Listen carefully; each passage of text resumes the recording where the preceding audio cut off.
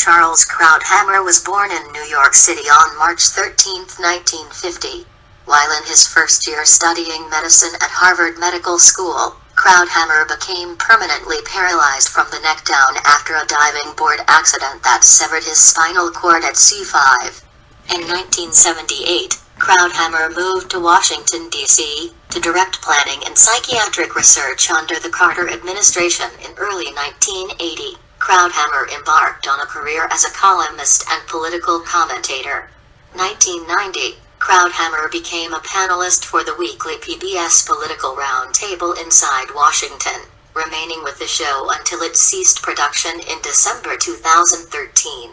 Krauthammer also appeared on Fox News Channel as a contributor for many years. Krauthammer's 2004 speech, Democratic Realism, which was delivered to the American Enterprise Institute when Krauthammer won the Irving Kristol Award, set out a framework for tackling the post-9/11 world, focusing on the promotion of democracy in the Middle East. Krauthammer strongly opposed the Oslo Accords and said that Palestinian Liberation Organization leader Yasser Arafat would use the foothold it gave him in the West Bank and the Gaza Strip to continue the war against Israel that he had ostensibly renounced in the Israel-Palestine Liberation Organization letters of recognition.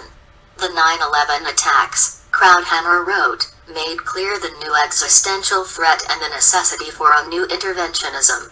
On September 12, 2001, he wrote that, if the suspicion that bin Laden was behind the attack proved correct, the United States had no choice but to go to war in Afghanistan. Krauthammer was an opponent of capital punishment. In October 2002, he presented what he believed were the primary arguments for and against the war, writing, "Hawks favor war on the grounds that Saddam Hussein is reckless, tyrannical, and instinctively aggressive, and that if he comes into possession of nuclear weapons in addition to the weapons of mass destruction he already has, he is likely to use them or share them with terrorists." In 1974, Krauthammer married his wife, Robin, a lawyer, who stopped practicing law to focus on her work as an artist and is among his survivors. They had one child, Daniel. In August 2017, Krauthammer had a cancerous tumor removed from his abdomen.